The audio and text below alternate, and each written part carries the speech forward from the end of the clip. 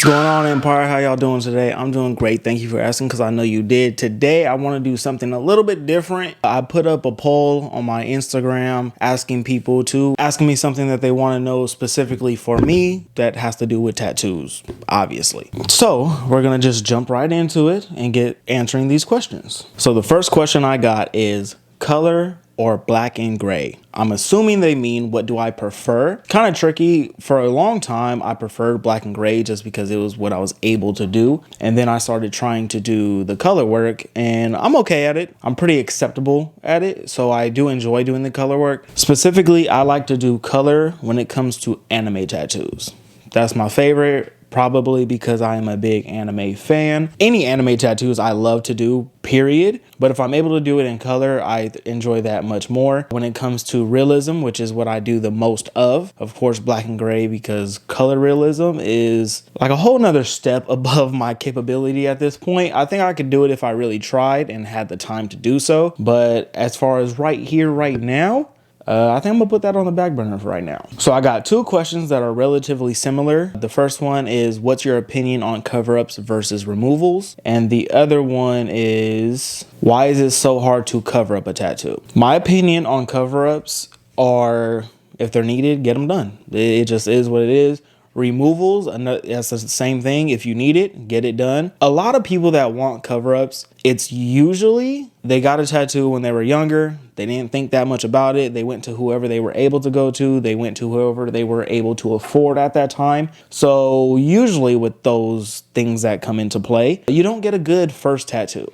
So a lot of cover-ups are usually first tattoos that just one decision after another wasn't the best at the time. The other main cover-up we do a lot that I'm sure we all know about is the name of the exes, or maybe the matching tattoo with your best friend from high school and blah, blah, blah, blah, blah. Yeah, so the name cover-up things, those are a little bit harder to do. How am I trying to say this? Lettering is it stands out to the human eye, right? So when we see letters, we kind of know what they are, even if they're a little bit hidden or jumbled up. They're a little bit more difficult because of that reason alone. When it comes to other things, like if you want to cover up a design, like I recently seen a guy, he got his ex's eyes, her eyes tattooed on his chest, and he covered up with the rose. Roses do great for cover-ups almost every single time. Being eyes that were being covered up would have made it easier than if it was her name.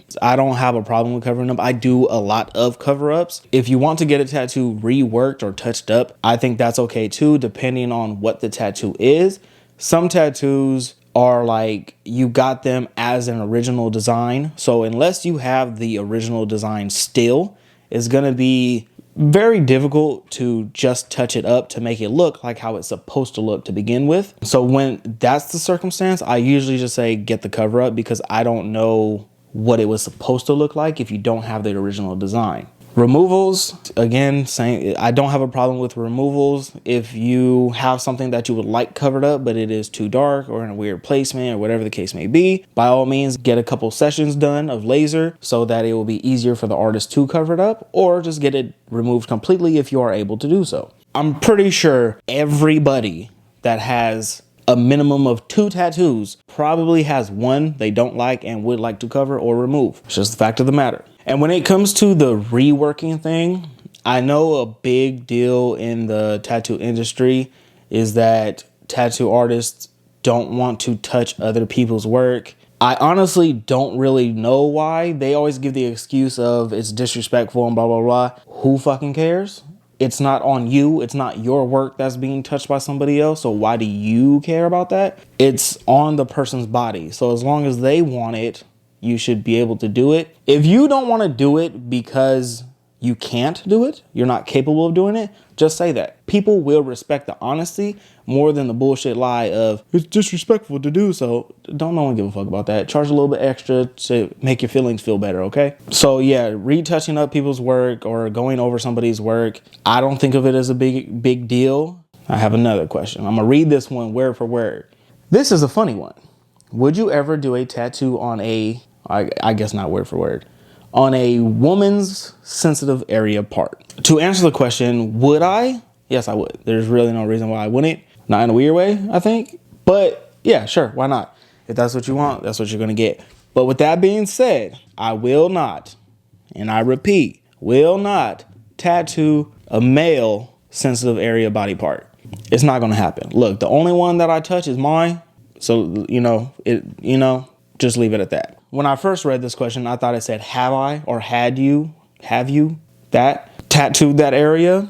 So my original answer was, I have not tattooed directly on top of that area, but I have tattooed like on the meaty part above it. So there's that. Another sensitive body part that I have tattooed was a woman's feeding apparatus. A couple times. First time I turned it into hearts. That was pretty cool. Another time, spiderwebs, did that. That was pretty cool.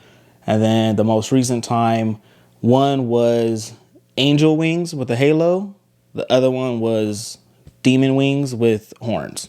Do with that what you wish. So yeah, I'm not opposed to it, but at the same time, I don't think most women want that kind of area. So I don't see me doing one of those anytime soon. Next question.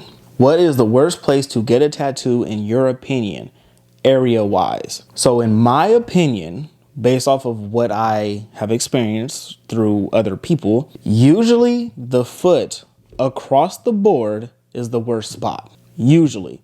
There are some outliers where they say the foot's not that bad. There are some where what I would consider an easy area is their worst spot ever. So it does depend. Pain tolerance is different person to person, place to place. For me, as an example, I don't have like crazy areas tattooed like I've showed you before. I have both my sleeves. I have my full chest pretty much.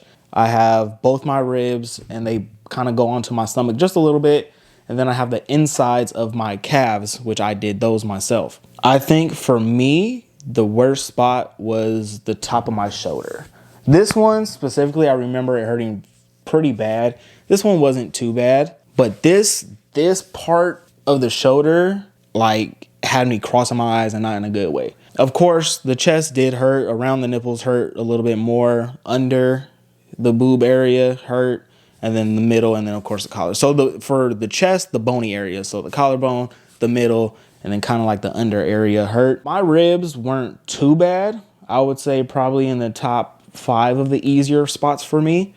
And then the meaty part of my chest was fairly easy as well. Arms were cool. Elbow wasn't too bad. The ditch wasn't too bad. The wrist, yeah.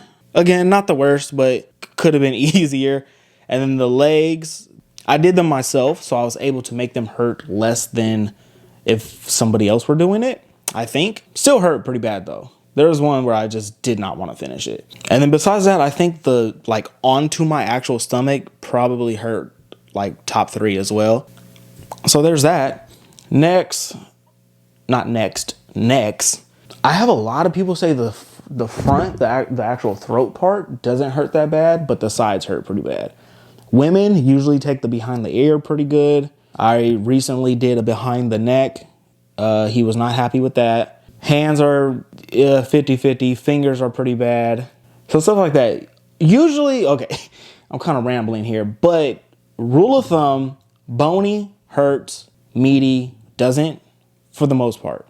You know your body better than the next person. So think about your life experiences and then you will be able to determine what parts will hurt more than others. And for my last question, I only got a few. So if you like this video and you want me to do more answering questions about tattoos, even if you want a little bit of my personal life, go ahead, follow me on Instagram. It's going to be right here. And next time I do one of these thingies, write your question or statement, whatever you want to say. Even if you call me a bitch from the bottom up, go ahead. I'm not too worried about it. I'll cry later in the shower, but that's not for you to know. But moving on, my last question is, what made you start tattooing and where did you learn? So first question, what made you start tattooing? What made me start tattooing was I was in middle school, so about 13, 14, and my mom and dad had a tattoo artist come to the house to do tattoos on them. And me always being a nosy little shithead, for some reason, my parents told me, like, don't come out of the room. You can't see what's going on. So I'm thinking something crazy is going on, which is something I didn't want to think about my parents as a child. They told me to stay in my room, don't come out. So I'm like, what is going on in the living room, out of all places, that I, the oldest child, cannot be a part of? I hear the guy come in. I hear them talking about designs and placements and stuff like that. So I'm like, oh, what's going on? This is my first time really like paying attention to tattoos though. So eventually, like, I snuck out of my room to see what was going on. And I seen that he was doing a tattoo. I was like, oh, okay, that's nothing I didn't need to not know about. Go in my room, don't think nothing of it. Within a week or two later, from what I remember, they had the same guy come back to do more tattoos. But at this point, I had been drawing a little bit, just like doodling on my schoolwork that I should not have been doing, but I was. So my mom wanted cherry blossoms on her leg with a Chinese symbol. I don't remember what it says or what it's supposed to say. Probably number 2, beef and broccoli. The guy was not able to draw it or whatever. So my dad was like, Raymond, come here.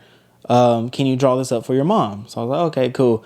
Mind you, I never drew flowers at that point, and my mom is like actually a good drawer, artist, whatever you want to call her. So I don't know why she didn't do it, but my dad, he just likes to show off his kids when they have specific abilities.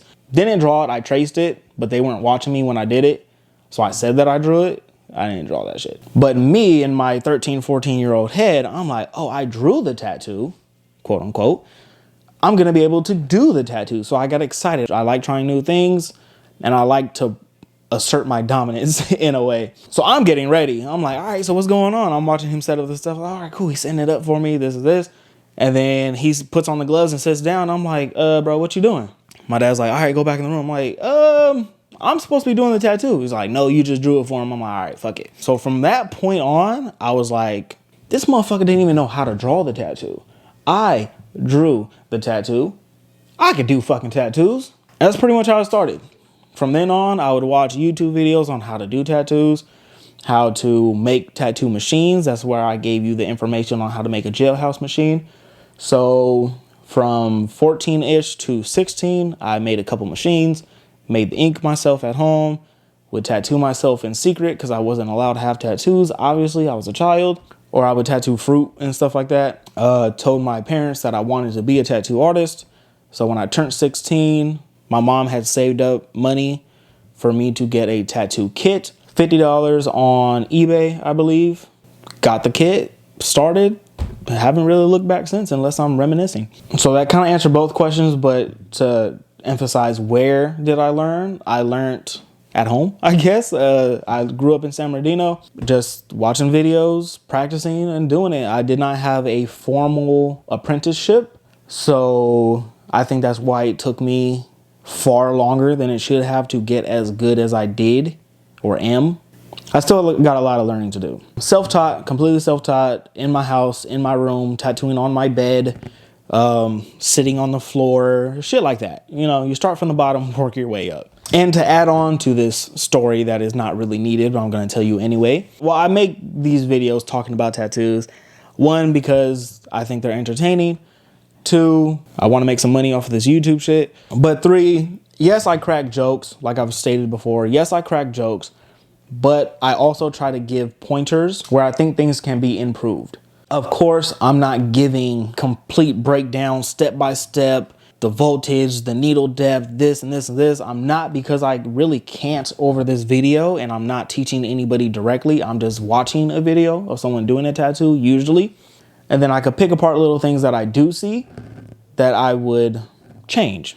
I'm not trying to just hurt people's feelings. I'm just trying to give some pointers here and there as I can for the things that I've learned over the time that I've been doing tattoos.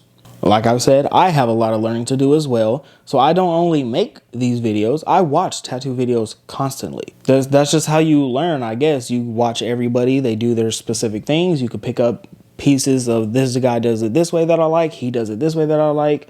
Their color's good, their black and gray is good, their lettering is nice, their shading is smooth. So you kind of just mix and match a little bit here and there, and then you find your style and make it your own. And hopefully with all that knowledge, you can pass it on to somebody else. Like I said, I do have an apprentice that is a pretty much full-time apprentice. She's learning way quicker than I did, but she also has a background on actual art. I did not. I started, for the most part, backwards. I wanted to do tattoos before I started drawing actual stuff. I don't really call myself a tattoo artist. I call myself a tattooist because I don't draw shit. I trace and I replicate. I am a glorified photocopier, which I don't really have a problem with because that's why I stick to realism. The only thing that I do draw would be the anime stuff and make it work to the best of my ability. But that's all the questions I have for this video. I kept it pretty short just because I didn't want to go through every single question. Like I said, if you guys like it, I will be more than happy to make another video about this. And if you have your own questions, you can either write them in the comments below, or you can hit me up on Instagram. Either write them to me just through DMs, or you can wait for me to post one of these question things on my story, and then you can respond there. But with that being said, I'm gonna leave you guys with, I love you guys more than SpongeBob loves Krabby Patties. Thank you, bye.